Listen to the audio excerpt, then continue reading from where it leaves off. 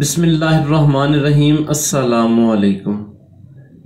کافی عرصہ پہلے، بہت پرانی بات ہے یہ، میرا ایک بزرگ سے، ایک اللہ والے سے تعلق تھا، ایک رابطہ تھا ان سے، اور ان کے پاس جب بھی جاتے تھے وہ بابا جی بڑی عزت کرتے تھے۔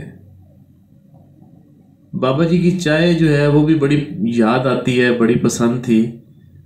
تو بابا جی کے پاس روحانیت کا خزانہ موجود تھا، تو بابا جی نے اس میں سے جو ہے وہ صرف چند ایک چیزیں جو ہے نا وہ کچھ بتائی تھیں۔ ان میں سے ایک چیز جو ہے وہ میں آپ سے سوچا کہ گوش گزار کروں آپ کے۔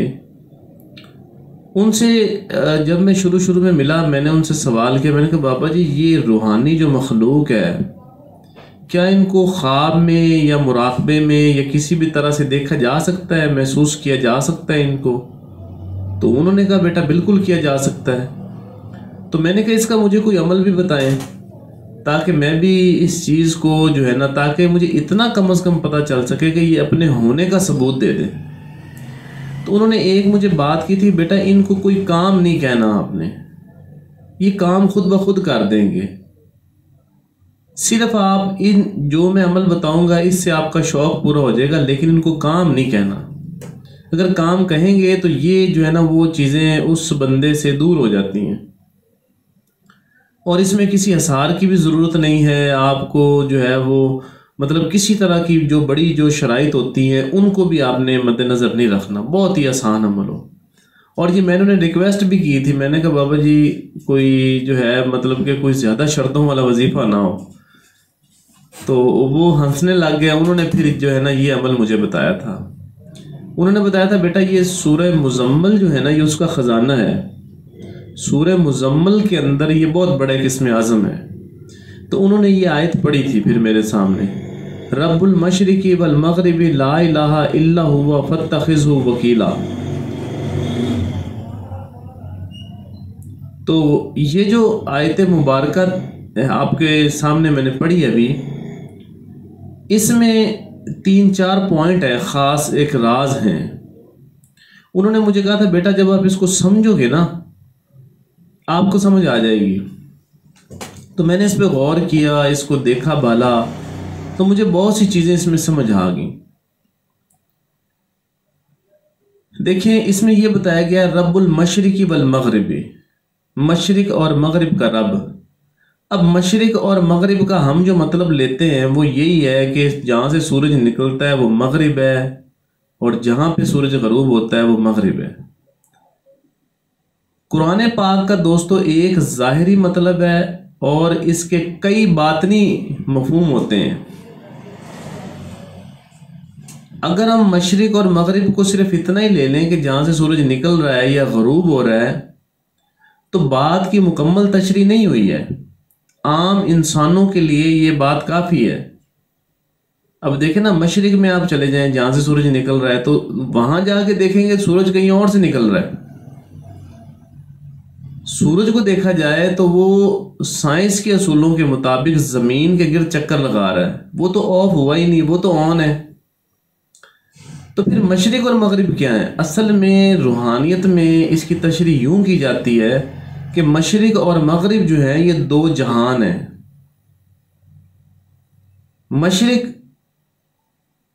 مشرق وہ جہان ہے جہاں پر پیدائش کی جا رہی ہے، جہاں پر چیزوں کی پلاننگ کی جا رہی ہے، یا جہاں پر چیزوں کو، منصوبوں کو بنایا جا رہا ہے، یہ پورا ایک جہان ہے۔ اور مغرب وہ جہان ہے جہاں پر چیزوں کی اینڈنگ ہو رہی ہے، چیزوں کا اختتام ہو رہا ہے، چیزیں وہاں پر جا کے سٹور ہو رہی ہیں۔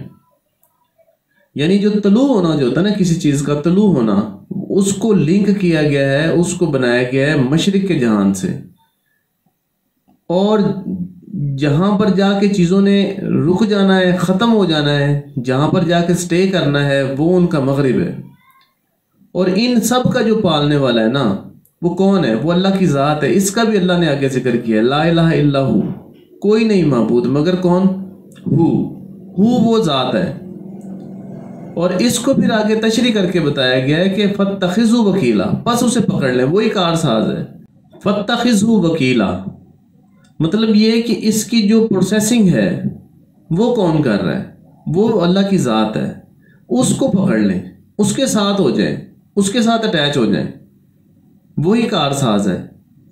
تو اس میں وہ چیز جو ہے نا وہ بتائی گئی ہے. اور وکیلا جو ہے موکلات کا سردار بھی کہا جاتا ہے. تو یہ پوری کائنات کا جو نظام ہے آن اینڈ آف والا، یہ سارا نظام مشرق اور مغرب کے جہانوں سے کنٹرول ہو رہا ہے. وہاں پہ ڈیوٹیاں لگی ہوئی ہیں.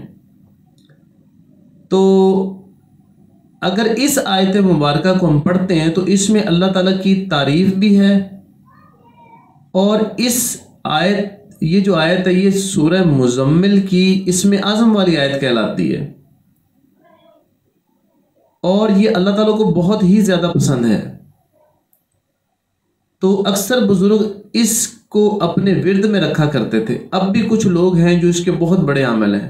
اس سے ہوتا کیا ہے؟ اس سے زبان سیف ہو جاتی ہے اگر اس کو بہت زیادہ تعداد میں پڑھا جائے تو. اس کو پڑھنے سے اللہ سے دوستی ہو جاتی، کیونکہ اللہ تعالیٰ کو پسند ہے نا. اس میں وہ تعریف ہے جو بہت زیادہ خاص ہے، روحانی تعریف ہے اس میں اللہ تعالیٰ کی. اور پھر اس کی مدد سے یہ ہوتا ہے کہ اگر ہم روحانی مخلوق کو دیکھنا چاہتے ہیں، اگر ہم ان کو چاہتے ہیں، ہم چاہتے ہیں کہ ان کا ہمیں احساس ہو، وہ ہمیں محسوس ہوں کہ ہمارے آس پاس موجود ہیں، تو وہ بھی اس کے ذریعے ہو جاتا ہے. دعائیں بڑی قبول ہوتی ہیں. کافی زیادہ عملوں کی بجائے یہ ایک ہی عمل کافی. اس کے دو طریقہ کار ہوتے ہیں کرنے کے.